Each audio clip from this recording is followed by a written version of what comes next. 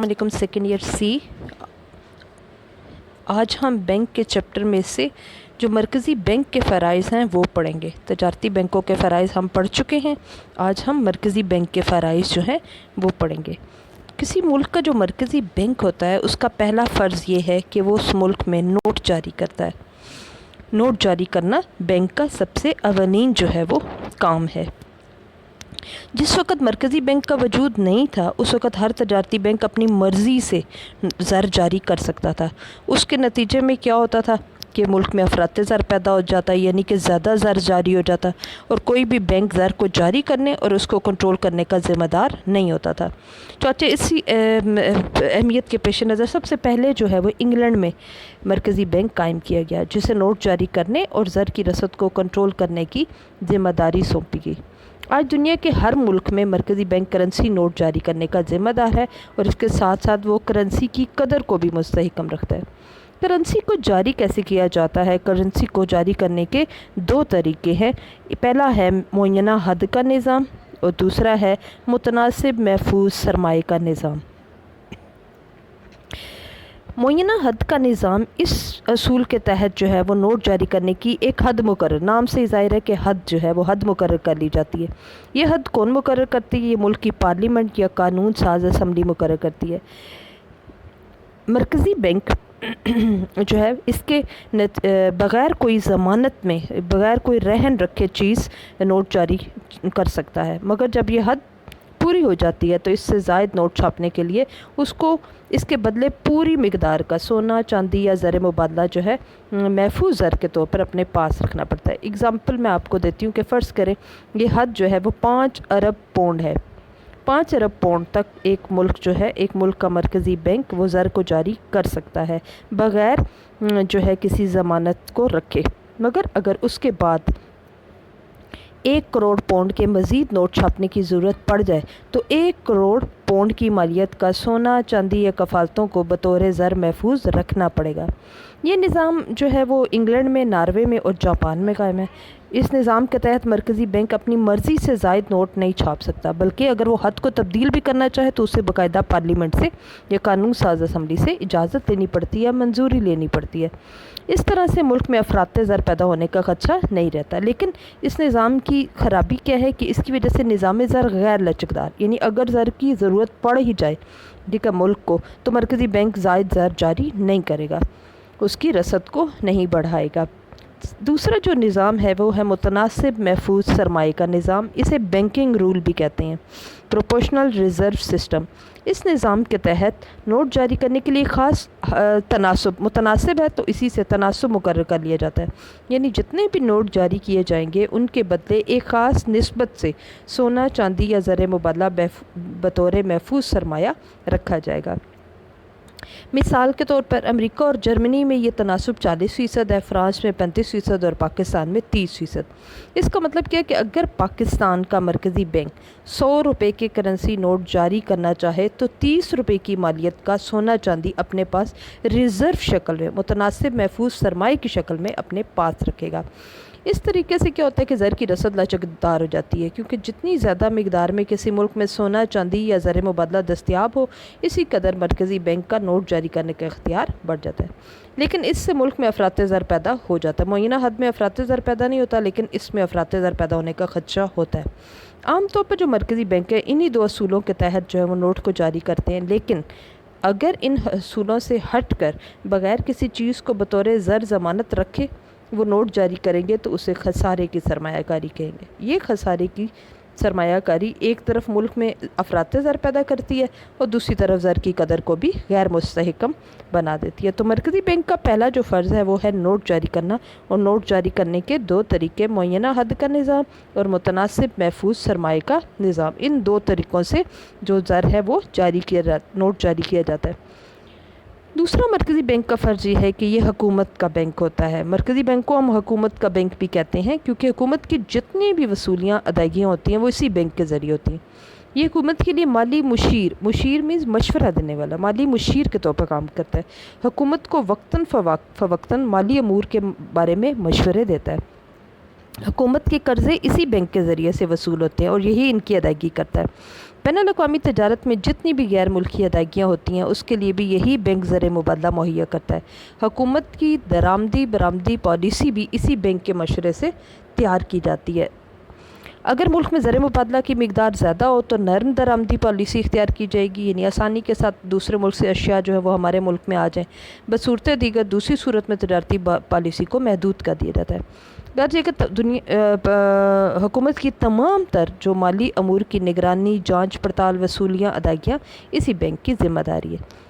پھر اس کا فرض یہ ہے کہ یہ بینکوں کا بینک ہے۔ مرکزی بینک ملک میں جتنے بھی تجارتی بینک ہیں ان کا بینک بھی کہلاتا ہے، کیونکہ یہ ملک میں بینک کے نظام کو کنٹرول کرتا ہے۔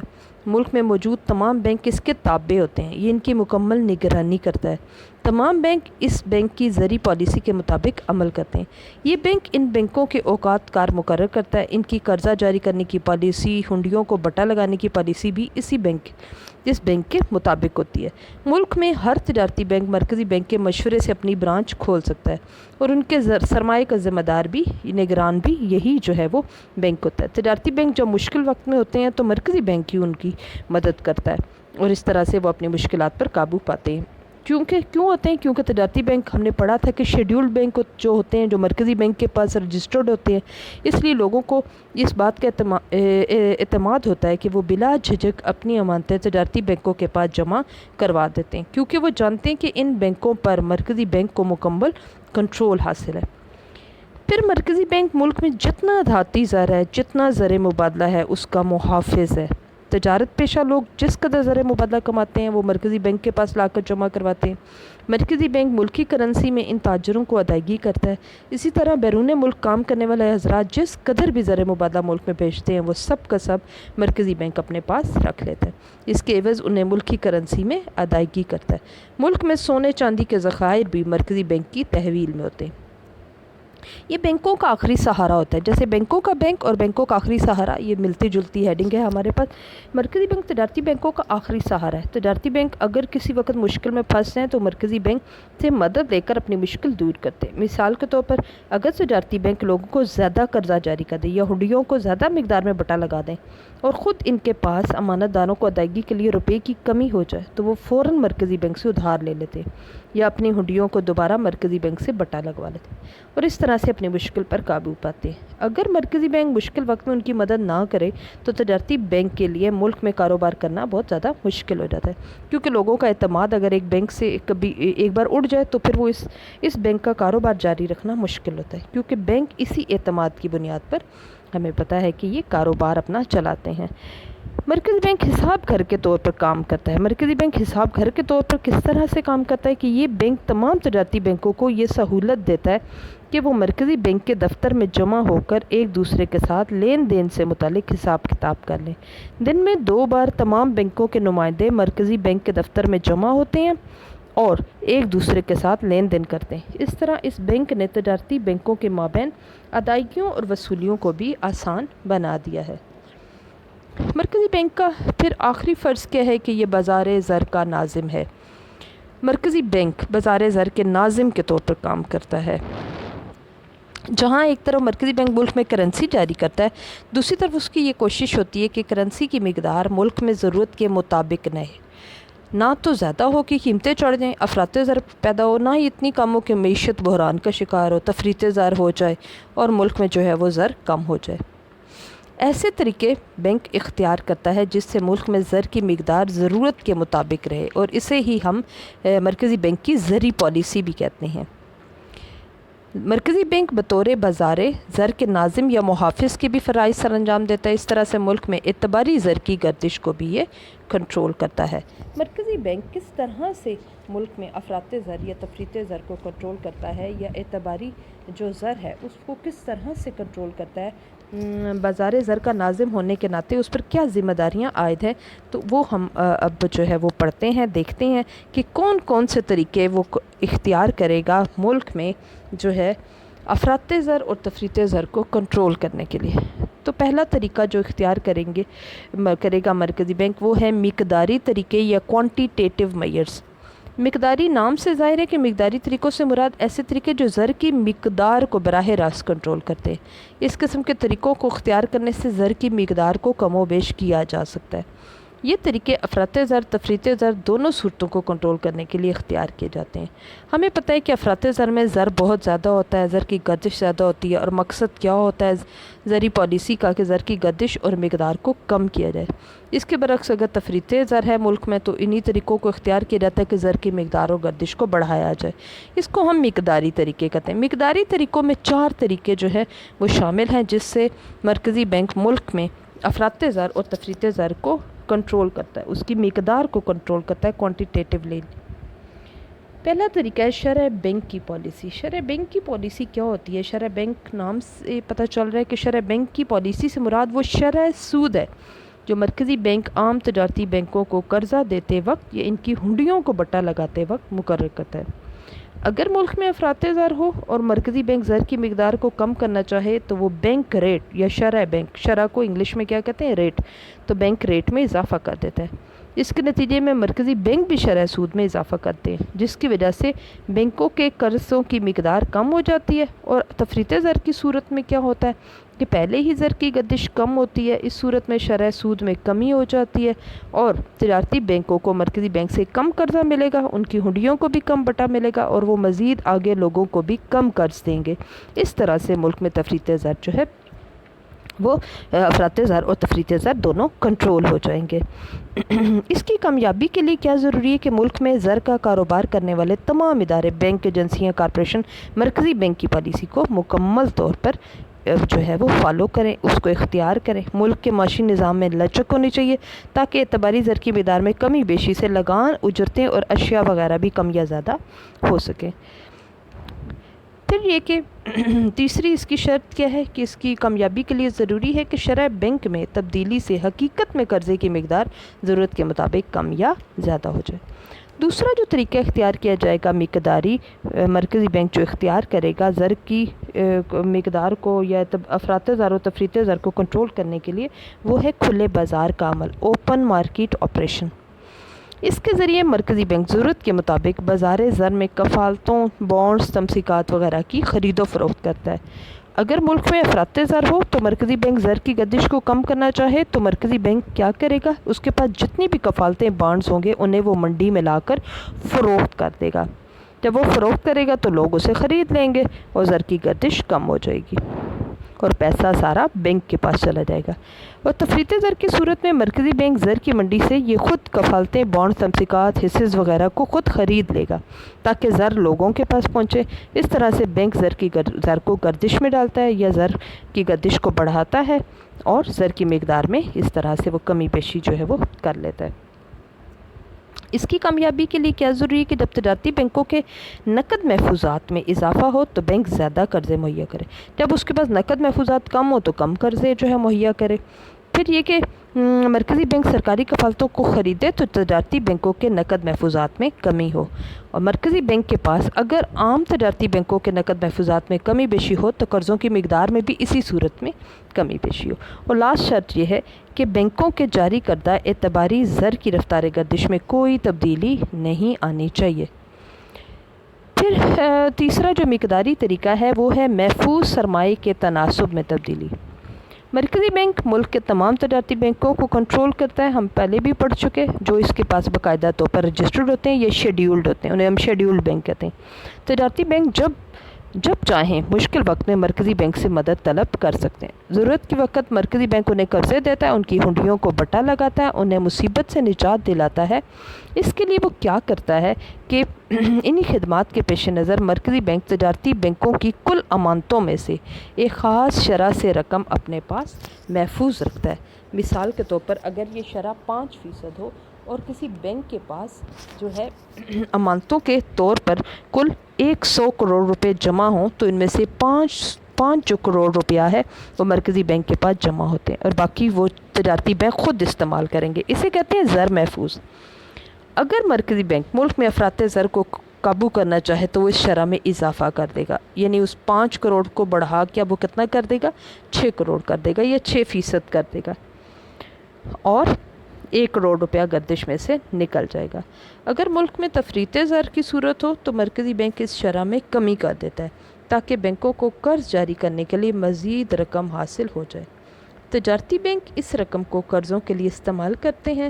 اس طرح سے زر کی گردش میں کچھ اضافہ ہو جاتا ہے اور تفریط زر کی شدت میں کمی واقع ہو جاتی ہے۔ اگرچہ یہ طریقہ جو ہے وہ پہلے دونوں طریقوں کے مقابلے میں زیادہ مؤثر ثابت ہوتا ہے، لیکن اس طریقے کی بھی کچھ نہ کچھ حدود جو ہیں وہ ہیں۔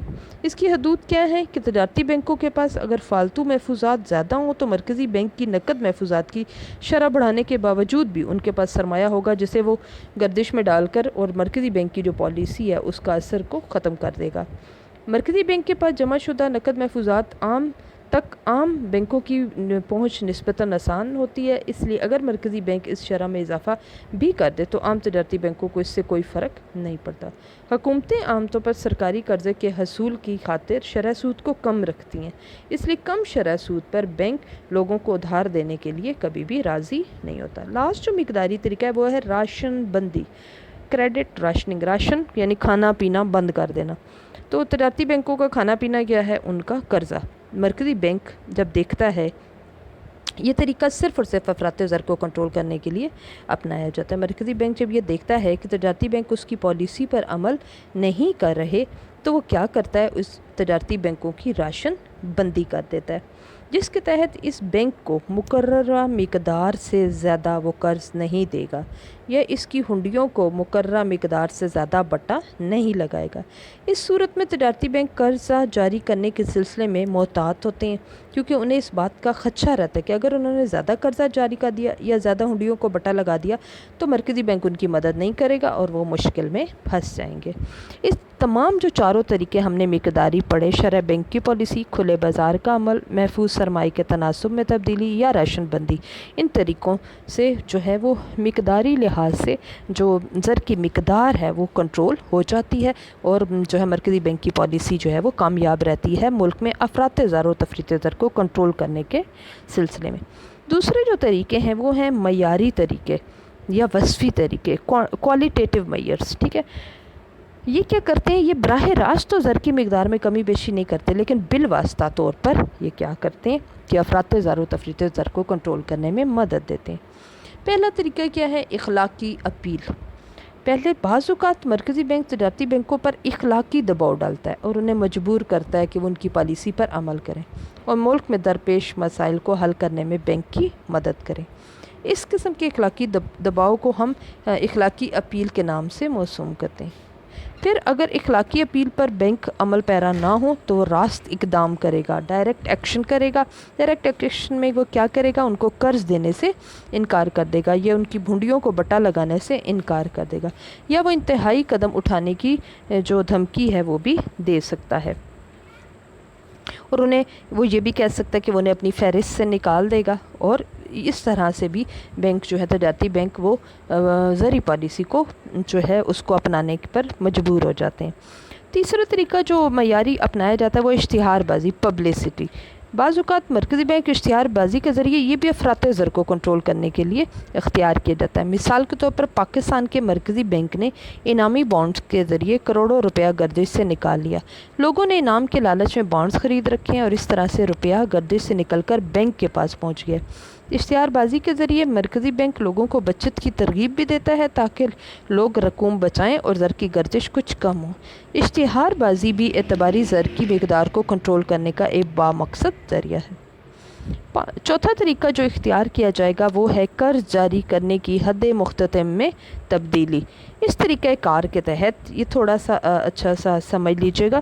اس طریقہ کار کے تحت کیا ہوتا ہے کہ بینک مختلف قسم کی ضمانتوں پر جو قرضے جاری کرتا ہے، اس صورت میں قرض جاری کرتے وقت ان ضمانتوں کی مالیت کو کم تصور کرتا ہے۔ آپ کو پتہ ہے کہ جب بینک جو ہے قرضہ دیتا ہے تو وہ کیا کرتا ہے؟ کوئی نہ کوئی ضمانت جو ہے وہ اپنے پاس رکھتا ہے، مکان ہو گئے، زیورات ہو گئے یا کوئی بھی قیمتی اشیاء رہن رکھتا ہے، اس کو وہ کیا تصور کرتا ہے؟ اس کو وہ کم تصور کر دیتا ہے، اس کی مالیت کو، اس باہمی فرق کو حد مختتم کہتے ہیں۔ مثال لیتے ہیں، ایک مکان کی مالیت 10 لاکھ روپے ہے اور بینک اس کی مالیت کو کیا تصور کرے گا؟ 8 لاکھ روپے، اور قرضہ کتنے کا دے گا؟ 8 لاکھ روپے کا۔ اب مکان 10 لاکھ روپے کا جو مکان ہے وہ رہن کی شکل میں بینک کے پاس رکھا گیا، لیکن بینک نے قرضہ کتنا دیا؟ 8 لاکھ کے روپے کے برابر، لہٰذا جو حد مختتم ہوگی وہ 2 لاکھ روپے۔ अफरात ज़र की सूरत में बैंक इस हद मुख्ततम को बढ़ा देगा ताकि कर्ज़ कम जारी हो, और तफरीत ज़र की सूरत में इस हद को कम कर देगा ताकि कर्ज़ा ज़्यादा जारी हो और ज़र की गर्दिश में इजाफ़ा किया जा सके। फिर है इंतखाबी कंट्रोल का तरीका। इस तरीके के तहत सारिफिन की क़ुव्वत ख़रीद को कम या ज़्यादा किया जाता है। यह तरीका इन अशिया की ख़रीदो फ़रोख्त पर ज़्यादा असरअंदाज होता है जो किस्तों पर फ़रोख्त की जाती हैं। अफरात ज़र में बाज़ अशिया की ख़रीदारी की हौसला शिकनी की जाती है। मसलन ऐसी अशिया की फ़रोख्त पर पहली किस्त ज़्यादा ले ली जाएगी और बाद की किस्तों की तादाद कम कर दी जाएगी ताकि सारिफिन ज़्यादा रकम अदा ना कर सकें, और इसी तरह से इस शे की तलब में ज़्यादा इजाफा ना हो। इसी तरह से तफरीत ज़र में क्या होगा, सारिफिन की तलब बढ़ाने के लिए नरम पॉलिसी इख्तियार की जाएगी और किस्तों की शराइत भी आसान कर दी जाएँ ताकि लोगों का सर्फी खर्च जो है वो बढ़ जाए। तो हमारे पास ये मयारी तरीके थे। इनमें पहले इखलाकी अपील, फिर रास्त इक़दाम, इश्तिहारबाजी, पब्लिसिटी, कर्ज जारी करने की हद मुख्ततम में तब्दीली और इंतखाबी कंट्रोल का तरीका जो अशिया की ख़रीदो फ़रोख्त पर अपनाया जाता है। तो आज जो टॉपिक जो है वो हमने पढ़े वो मरकज़ी बैंक के फ़राइज़। मरकज़ी बैंक का पहला फ़र्ज़ नोट जारी करना। दो तरीक़ों से नोट जारी करता है, मुय्यना हद का निज़ाम, मुतनासिब महफूज सरमाए का निज़ाम। ये हुकूमत का बैंक होता है, ये बैंकों का बैंक है। धाती ज़र ज़र मुबादला का मुहाफ़िज़, बैंकों का ये आखिरी सहारा होता है। हिसाब घर के तौर पर काम करता है और बाज़ार ज़र का नाज़िम होता है, बाज़ार ज़र को कंट्रोल करता है। मरकज़ी बैंक की पॉलिसी जो है वो क्या है, एतबारी ज़र को कंट्रोल करने के लिए दो तरीक़ों से, मिक़दारी और वस्फ़ी। मिक़दारी तरीक़ों में शरह बैंक की पॉलिसी, खुले बाज़ार का अमल, महफूज सरमाए के तनासुब में तब्दीली और राशन बंदी।